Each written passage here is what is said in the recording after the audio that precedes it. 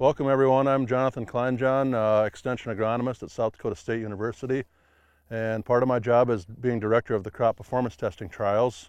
Today we're here in the winter wheat. This is the Brookings location, which is one of 15 locations where we test winter wheat across the state. With me today is Dr. Sunish Sehgal, our winter wheat breeder. Hi everyone, and I'm the winter wheat breeder for South Dakota State, and today we are going to walk in the CPT trials for South Dakota. Here in Brookings we have a fungicide and a non-fungicide trial side by side. So we'll walk you through the varieties for you today.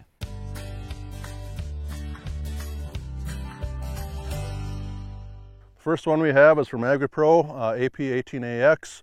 This will be the third year we've seen this one. This is a coaxium variety, and it is certified seed only. Medium maturity, medium to early maturing. Yields for this one have been average to maybe slightly above average throughout the state the last couple of years. I will say the coaxium traits, which is a new herbicide tolerant trait, seem to yield a little bit better than the old Clearfield technology. Next we have Cowboy. I believe we've seen this one for about 6 years now. Cowboy is a joint release from Colorado and Wyoming. Cowboy has yielded very well in the western and the central part of South Dakota over the last 5 years. I would say to watch for lodging, and it's got some low grain protein content. Now we get into the winter wheat varieties that have been submitted by Winfield. Just to note that all the Winfield varieties are certified seed only or single season use only. The first two we have here on my right is 7017 AX. We saw this one for the first time last year, and it did very well in central and western South Dakota, very high yield potential. So this one looks promising. Here on my left we have CP7050AX. This is another coaxium line from Winfield. We saw this the first time last year. It did not perform very well in the trials, so we'll see if it has a better year in 2021. Two more from Winfield here. We have CP7689. This is a new one from Winfield this year. I wasn't given any information on it, so we'll see how it does in the trials. On my left we have CP7909. This was new last year. It performed right around average, but it had good grain protein content and seemed to have good standability, so we'll see how it does in 2021. Okay, here on the right we have Crescent AX. This is the first entry today from Colorado. This will be the third year we've seen Crescent AX. This is a coaxium variety from them. Yielded fairly well in central South Dakota over the last couple years, and is certified seed only. Here on my left we have one of the latest releases from South Dakota. This is Draper, and I'll turn it over to Dr. Sehgal for discussion on Draper. Okay, the first one we have from South Dakota State University is Draper. Draper was released in 2019. It's an early medium maturity variety with a medium height, and it's adapted to the western part of the state better than the eastern part because it has good drought tolerance. So it ranked 5th in the western part and 4th in the central part of the state, and it even did well in the eastern part of the state. This has above average protein content and above average test weight with good resistance to soil-borne mosaic virus, as well as above average scab resistance. So good standability, good winter hardiness. So if you have been planting any early varieties like Expedition, Lyman, Overland, Ovahi, or Cy-Wolf in the western part of the state, this could be a replacement for them. On my right we have Expedition. Expedition is an older one from South Dakota. I believe it's a 2002 release. The only reason we really keep Expedition in the trial is as kind of a check for older material and a quality check. So yields of Expedition will be near the bottom of the trial. Earliness is one of the goals of the breeding program, and Expedition is the most early maturity type in the program. So we use Expedition as a check to know where other varieties stand for early maturity. Guardian is another one from Colorado. Guardian is its second year of testing. It did fairly well in the central part of the state last year, and like Crescent AX, this one is certified seed only. The next one we have is Ideal. It was released by the university in 2011. So Ideal has very good winter hardiness and very good drought tolerance, but it's very susceptible to stripe rust. In a year where we have stripe rust, it would rank in the bottom, but if we have a hot and dry weather, this would be right on the top. So it's very broadly adapted for the entire state of South Dakota. It ranked very well in last 3 years in both western and central South Dakota, and also in eastern South Dakota. I expect Ideal to have a very good year in 2021 given the hot, dry conditions. It's very susceptible to stripe rust, but we haven't had that in 3 years now, an outbreak anyway, so yields of Ideal have crept near the top again over multiple years.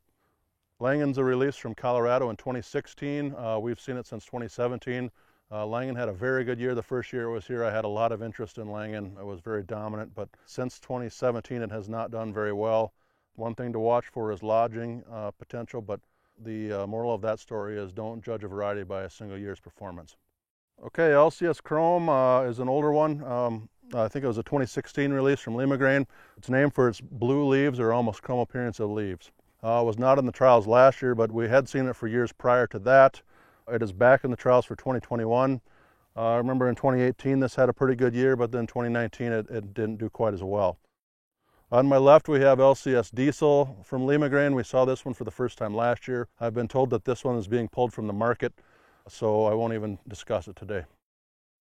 Okay, we have Helix AX here from Limagrain. We're getting into some of the newer material from that company now. We saw Helix AX for the first time last year. It's a coaxium variety, so it's certified seed only, and it performed pretty well in the central part of the state last year, so this one might be a good one to keep an eye on if you're interested in the coaxium technology. On my right we have Julep from Limagrain. This one is also certified seed only. This is the first year we've seen it in the South Dakota trials. I believe it's kind of being touted as agronomically similar to LCS Mint, Limagrain variety that we've seen for quite a few years, and it did very well in the western part of the state. So this one might be a good one to keep an eye on if you were a fan of LCS Mint. On my left here we have the last entry from Limagrain in the trial. This is LCS Photon AX. This is a new one for us this year, so I don't know much about it. It's advertised as having the best grain protein content in the coaxium lineup. Yield performance to be determined in South Dakota. Here on my right we have a new participant in the winter wheat trials this year, Meridian Seeds. They've been with us with spring wheat for several years. This is their first entry into the winter wheat lineup. MS Iceman is its name, so new to us. We'll see how it does this year. All right, next we have ND Noreen from the NDSU winter wheat breeding program. We saw this one for the first time last year as an experimental. A very nice looking plots I thought last year, a little bit later maturing. Did not really do very well in South Dakota last year, except a couple locations it was in the upper third. So I'm concerned that it just gets a little too hot for the North Dakota material down here in South Dakota. We'll see if it has a better year in 2021. Okay, the next one is Oahi. It's one of the old ones we have. It's a tall variety with very good disease resistance package for rust or scab or wheat streak mosaic virus. But it has susceptibility to lodging, so do not fertilize it in the fall. Otherwise, it's above average potential in the entire part of the state with very good test weight and excellent winter hardiness. Oahi is a very strong yielder. I would say it's one to avoid if you're concerned with lodging, but still a very good choice. So we have newer material to plant if you're planting Oahi or overland. So watch out in the next section. On my right here we have Overland. Overland's from Nebraska in 2006, so it's really getting some age on it. There's still a few acres planted in the state. It's kind of fallen off in acres and yields will probably be near the bottom. It kind of hangs in there in the western part of the state where there's no disease. So if you're planting overland, we have newer varieties which would be a better choice to replace overland.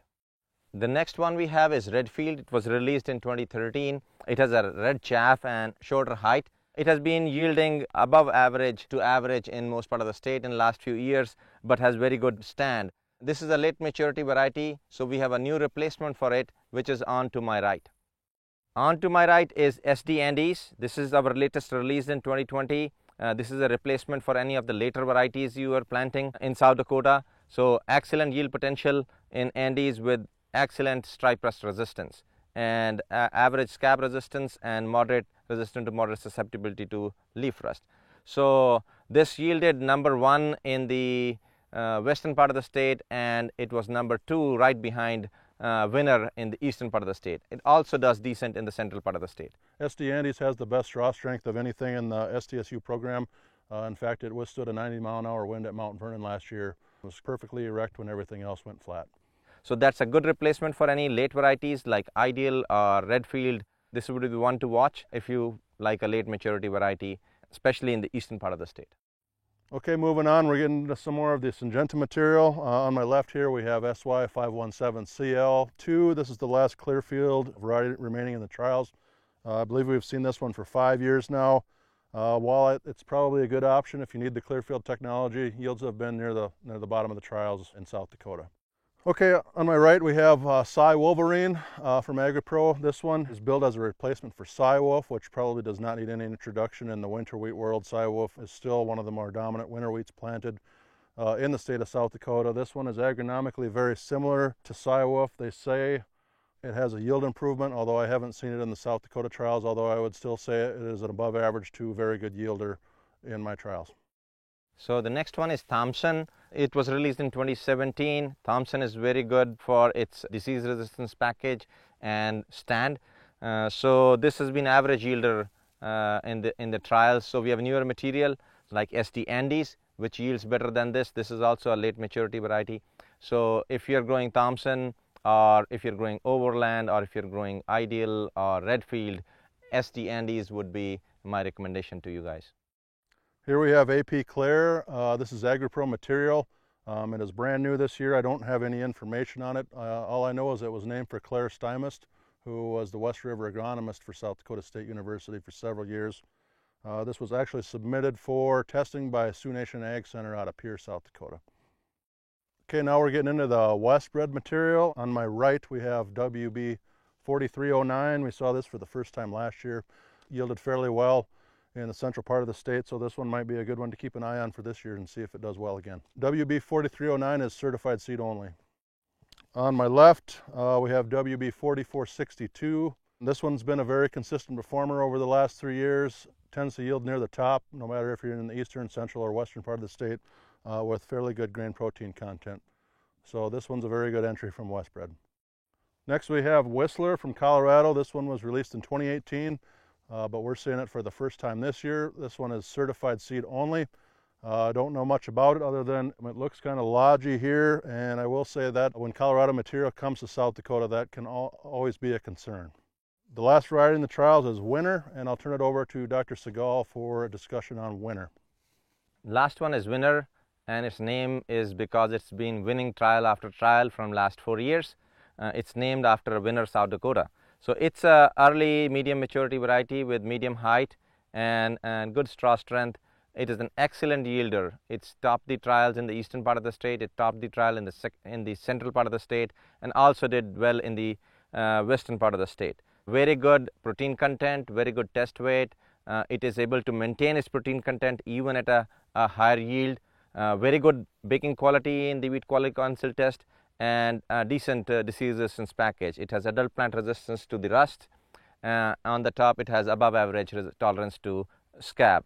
So if you are planting any early material, be it Expedition, Cy Wolf, or Lyman, or Overland, or Oahe, this is the variety that you should plant. We strongly recommend growing Winner. And one more thing I would like to add is don't look at the results for only 1 year. As John mentioned, and we have our CPT document available online, go and look at a 3-year average to decide which variety would work better in your nearest location. On behalf of Dr. Segal and myself, I'd like to thank you guys for joining us for our virtual tour of the 2021 South Dakota Hard Red Winter Wheat Trials. We are always open to the feedback. If you have any concerns, or if you want the breeding program to work on a certain trait, you can contact us through our emails, or we are a phone call away. We would really like to thank the wheat producers of South Dakota through their checkoff, and the South Dakota Wheat Commission for funding the trials across the state, as well as the breeding program. Last but not the least, we would like to thank the South Dakota Ag Experiment Station for all the facilities they provide. Thank you for your support.